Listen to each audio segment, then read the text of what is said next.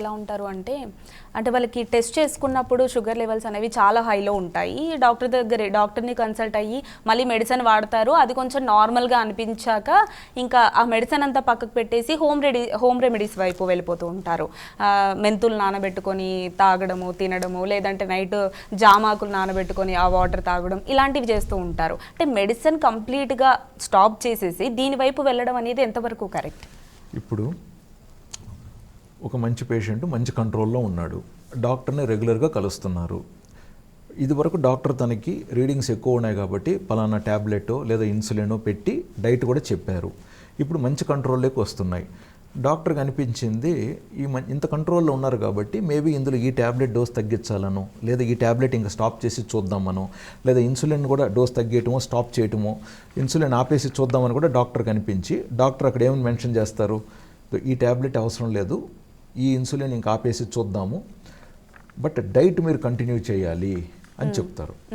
మీరు మెంతులు మీరు మిగతాటి చెప్పినారు కదా, హ్యాపీగా మీకు అది సరదాగా ఉంటే హ్యాపీగా పాటించుకోండి, తప్పేం లేదు. బట్ షుగర్ లెవెల్స్ మళ్ళీ మనం చెక్ చేసుకోవాలి, అవి పెరగకుండా ఉండాలి. షుగర్స్ పెరిగాయి అనుకోండి మళ్ళీ మెడిసిన్ వైపే వస్తాం. ఇప్పుడు సమాజంలో ఇవన్నీ ఉన్నాయండి, మీరు చెప్పినట్టు హోమ్ రెమెడీస్ అన్నీ ఉన్నాయి. బట్ ఒక పేషెంట్ డాక్టర్ దగ్గరికి ఎప్పుడు వస్తారు? ఇటీవల మీరు చూసినట్లయితే హోమ్ రెమెడీస్ పాటించకుండా డాక్టర్ దగ్గరికి వస్తున్నారు అనుకుంటున్నారా? కాదు, అన్నీ పాటించి తర్వాత కూడా తనకి ఫాస్టింగ్ 200కు పైగా, తిన్న తర్వాత 300, 400, 500కు పైగా, HbA1c 12, 14, 16కు పైగా ఉన్నప్పుడే డాక్టర్ దగ్గరకు వస్తున్నారు. నేను ఇంతకు ముందుగా చెప్పాను కదా 10, 20 ఉంటే డాక్టర్ దగ్గరికి వస్తున్నారనే విషయం. అది ఇటీవల క్లాసికల్గా తగ్గిపోయింది.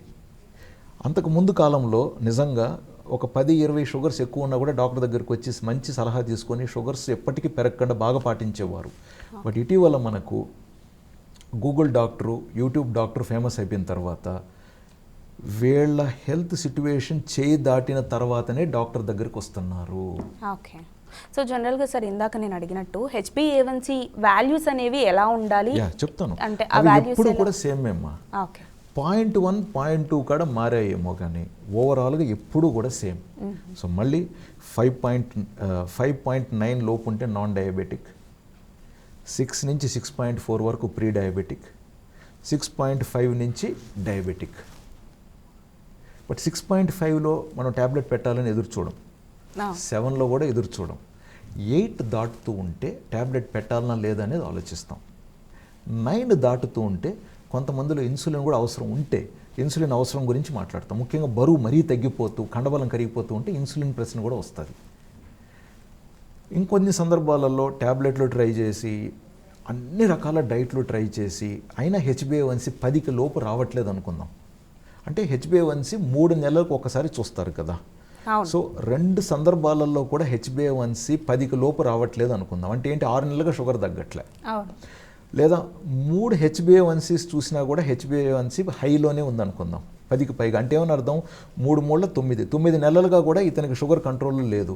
సో అప్పుడు ఇన్సులిన్ అవసరం గురించి మాట్లాడతాం. సో ఇన్సులిన్ అనేది చాలా బెనిఫిట్స్. ఇన్సులిన్ అనేది మెడిసిన్ కంటే కూడా it is an anabolic hormone. And insulin అంటే ఏంటి, ఒక ప్యాంక్రియాస్లో నుంచి ఉత్పాదన అయ్యే బేసిక్ బయోలాజికల్ ప్రోడక్ట్. అది తనలో సరిపోవట్లేదనో లేదా అది తనలో సరిగ్గా పనిచేయట్లేదనో ఇన్సులిన్ డెఫిషియన్సీని ఉన్నప్పుడు దాన్ని కరెక్షన్ చేయాలని మనం ఆలోచిస్తాం.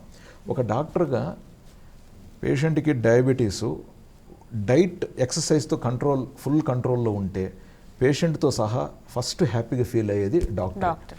చిన్న డౌట్ సార్, ఇందాక మీరు వాల్యూస్ చెప్పారు కదా, HbA1c వాల్యూస్ చెప్పారు కదా, అంటే 6.5, 8 అలా ఉన్నా కూడా టాబ్లెట్స్ ఇవ్వడానికి చూడము అని చెప్పారు కాబట్టి ఇక్కడ నా పాయింట్ ఏంటంటే అమ్మా, 6.5, 7 ఉన్నప్పుడు డైట్ ఎక్సర్సైజ్తోనే మనం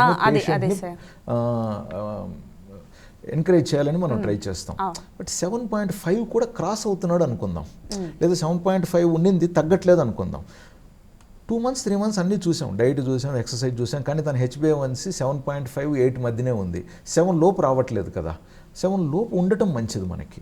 7 లోపు ఉంచుకోగలిగిన వ్యక్తి 8 కంటే లేదా 8 కంటే పైన HbA1c ఉన్నప్పుడు తగ్గించాలని మనం ప్రయత్నిస్తాం అన్నమాట.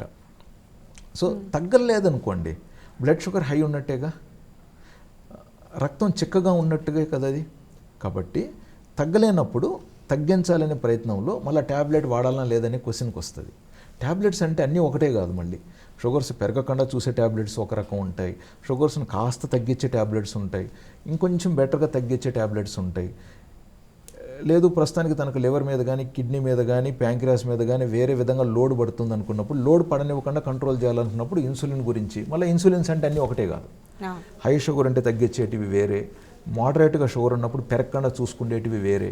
సో ఇట్లా మళ్ళీ మనం లో షుగర్ రాకుండా పనిచేయగలిగే ఇన్సులిన్, లేదా బరువు పెరగకుండా కూడా పనిచేయగలిగే ఇన్సులిన్, ప్లస్ పేషెంట్ నైట్ పని చేస్తున్నారా డేలో వర్క్ చేస్తున్నారా, కొంచెం స్పెషల్ కండిషన్స్ ఏదన్నా ఉంటే దానికి మళ్ళీ ఏది బెస్ట్ ఇన్సులిన్ అనేది మనం సెలెక్ట్ చేసి ఇచ్చిన తర్వాత, అన్నిటికంటే ముఖ్యం అనుకున్న కంట్రోల్ లేక వస్తున్నారా లేదా ఫాలో అప్ మోస్ట్ ఇంపార్టెంట్ అండి.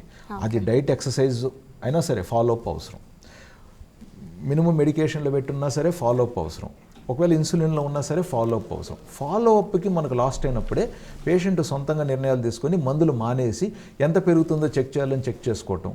అది పెరగట్లేదు అనుకోండి సంతోషం, బట్ పొరపాటున షుగర్స్ వెరీ హైగా పెరిగి తను ఏదైనా వేరే ఇతర ఇష్యూస్ లేకి స్ట్రోక్ హార్ట్ అటాక్ ప్రమాదం లేకపోయి ఉంటే అది మనం మాట్లాడేది.